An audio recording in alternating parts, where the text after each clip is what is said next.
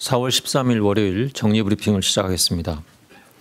오늘 0시 기준 코로나19로 치료받고 계신 환자들은 2,873명이며 7,447명이 완치되어 격리 해제되었고 217명이 사망하였습니다.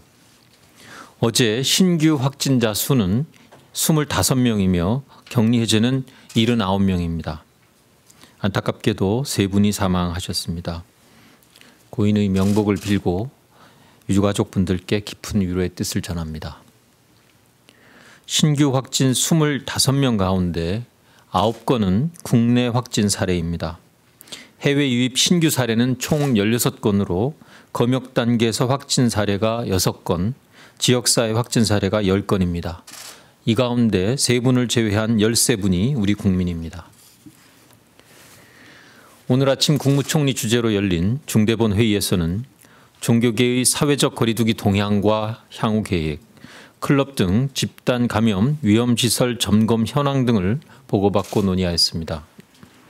정세균 국무총리께서는 이번 주 후반 그간 진행된 사회적 거리두기의 성과를 평가하고 생활방역 체제로의 전환 여부를 논의할 예정이지만 섣부른 완화는 되돌릴 수 없는 대가를 치를 수 있다는 점에서 매우 조심스럽게 접근해야 하고 전환 시기와 방법에 대해서도 깊이 고민하여야 된다고 말씀하셨습니다. 국민들께서 기대하시는 것보다 오래 걸릴 수도 있고 여러 번에 나누어 가야 할지도 모르지만 각계각층의 여러 목소리를 귀 기울여 들으면서 신중하게 결정하겠다고 말씀하셨습니다.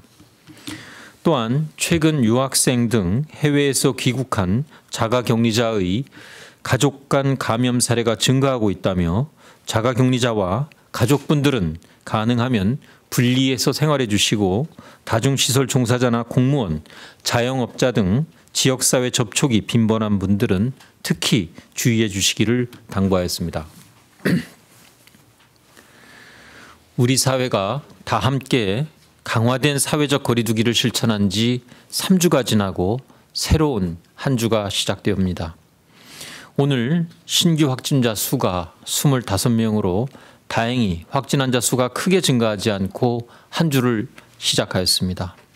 그러나 지난 주말 부활절 종교 행사나 총선 등의 영향을 확인하기 위해서는 앞으로도 일주일간 확진 환자 추이를 면밀히 살펴볼 필요가 있습니다.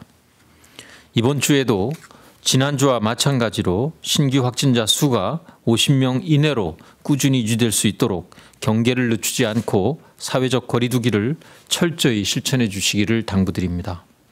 거듭 말씀드리지만 지금 우리가 사회적 거리두기를 느슨히 한다면 그 결과는 며칠 뒤, 몇 주 뒤에 우리가 감당하기 어려운 결과로 돌아올 수 있습니다.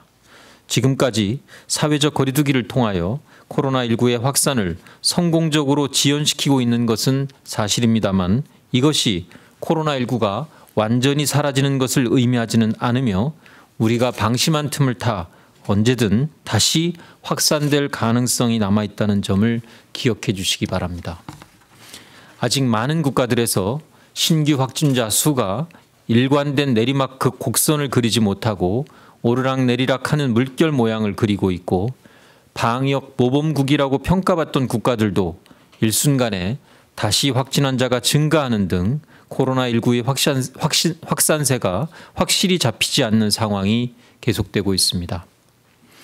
우리나라도 지난 2월 하루 발생 확진 환자의 수가 한 자릿수를 유지하다가 31번째 환자 발생 이후 하루 만에 20명, 그 뒤로 열흘 만에 800명을 기록했던 경험을 떠올린다면 한순간의 방심이 얼마나 큰 위기를 초래할 수 있는지 알 수 있습니다.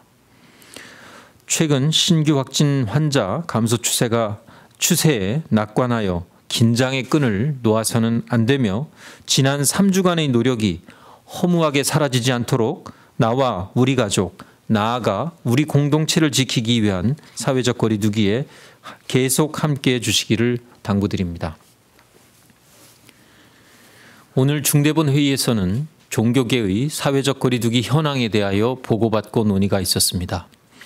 지난 주말 종교계의 연중 가장 큰 행사 가운데 하나인 부활절이 있었기에 사회적 거리두기가 느슨해지지 않을까 우려가 있었던 것은 사실입니다. 그러나 많은 교회들이 온라인 예배나 가정 예배, 승차 예배와 같은 거리두며 함께하는 현명한 방법으로 부활절 행사를 진행하셨고, 천주교에서도 부활절 미사를 온라인으로 생중계하며 사회적 거리두기에 적극 동참해 주셨습니다.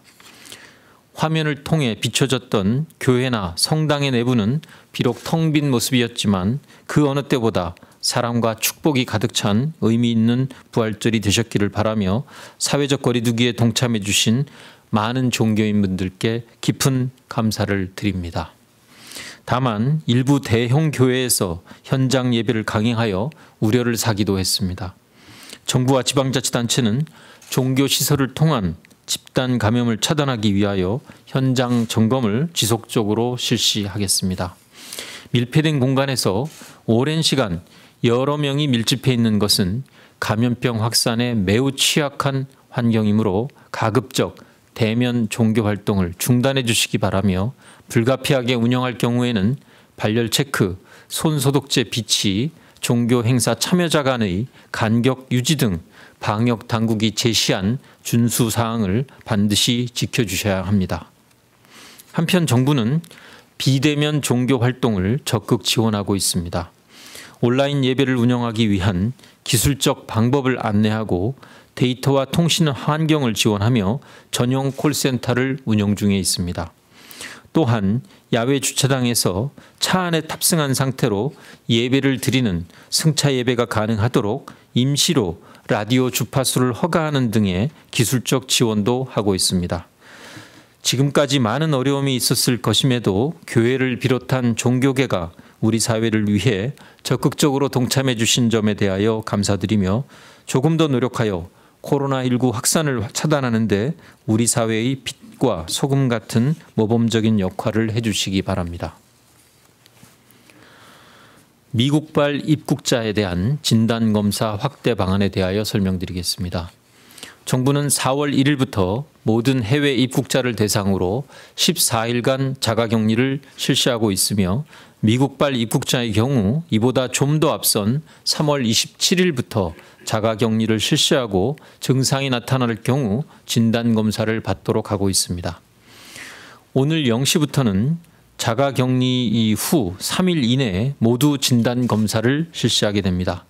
진단검사 강화 조치는 해당 국가의 위험도, 해당 국가로부터 들어오는 입국자의 수, 임시검사 시설의 수용 능력 등을 종합적으로 고려하여 정하고 있습니다. 미국의 확진 환자 수가 50만 명을 넘어서고 4월 1일부터 11일까지 미국발 국내 유입 확진 환자가 164명으로 유럽 97명에 비해 빠르게 증가하고 있는 점을 고려하여 내린 결정입니다. 더불어 단기 체류 외국인에 대해서도 유럽과 동일한 수준의 방역 관리 방안을 추가로 검토하고 있습니다.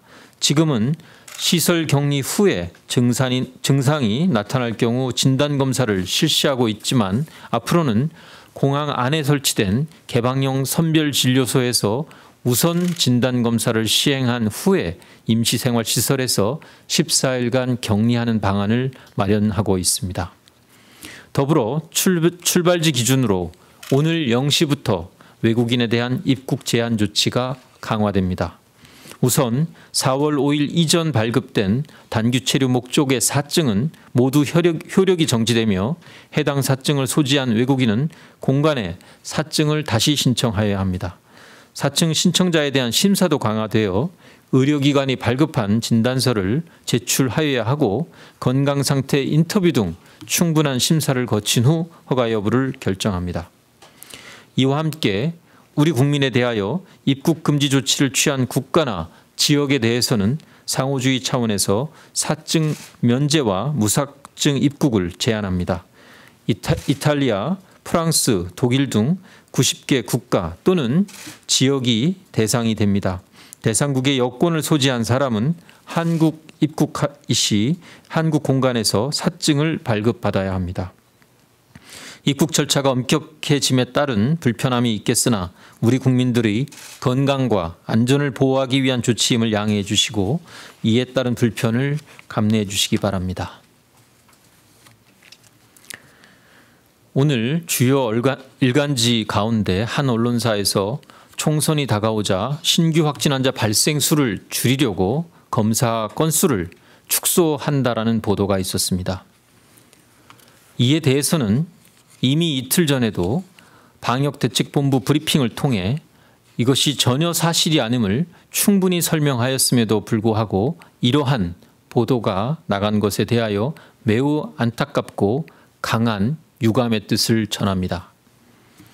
검사 대상 환자의 예시로 원인 미상 폐렴 등을 언급한 것에 불과하며 의사의 의심에 따라 진단검사를 수행할 수 있다는 것은 변함이 없음을 누차 설명드린 바 있습니다.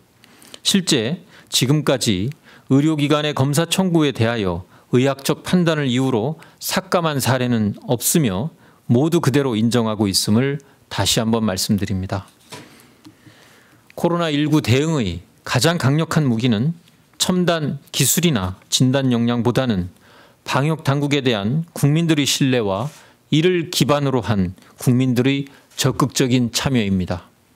이렇다더라 식의 객관적 사실에 근거하지 않은 보도는 방역 당국과 국민 간의 신뢰를 훼손시켜 코로나19 대응에 지장을 초래할 뿐만이 아니라 방역 업무에 매진하여야 할 당국이 잘못된 보도를 해명하느라 행정력을 낭비하는 바람직하지 않은 결과도 초래하고 있어 매우 안타깝습니다. 방역은 객관적 근거에 입각한 과학행정의 영역입니다. 객관적이고 과학적인 태도를 견지하여 보도해 주실 것을 거듭 요청드립니다. 내일 모레에는 총선이 있습니다. 선거 관련 기관과 지방자치단체에서 안전한 투표 환경을 만들기 위하여 만반의 준비를 하고는 있으나 많은 사람들이 투표소에 몰리면 접촉 가능성이 높아질 우려가 있어 긴장을 놓을 수 없습니다. 수요일에는 소중한 한 표를 행사하기 위해 많은 분들이 불가피하게 외출을 하셔야 하는 상황이므로 투표일 전후로는 더욱더 외출을 자제하는 등 사회적 거리두기에 힘써주기를 당부드리며 투표를 마친 후에도 혼잡한 장소에는 방문을 자제하고 최대한 집에 머물러 주실 것을 요청드립니다.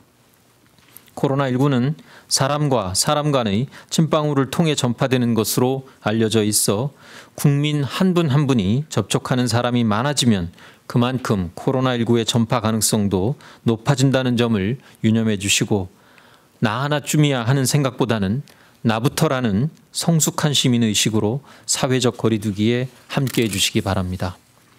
얼마 전 치러진 사전투표소에서는 줄 서는 동안 적정 거리두기를 유도하기 위하여 발판 스티커가 등장했었습니다. 아주 작은 아이디어였지만 투표소 바닥에 부착된 표식으로 인해 자연스럽게 거리두기가 실천되었고 안전한 투표 환경이 만들어졌습니다. 일상에서의 작은 아이디어와 작은 실천이 결국은 나 자신을 지키고 우리 공동체를 지키는 힘이 된다는 것을 보여주는 모범 사례라고 생각합니다. 코로나19는 방역당국의 관리 노력만으로는 이길 수 없는 질병입니다. 국민 한 분 한 분, 가정과 학교, 직장을 포함한 우리 사회의 모든 일들이 함께 힘을 합쳐야 이길 수 있습니다.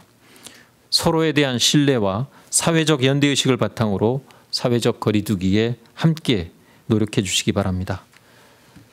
지금까지처럼 국민들께서 방역당국과 힘을 합쳐 함께 노력한다면 대한민국은 코로나19의 위기를 극복할 수 있습니다.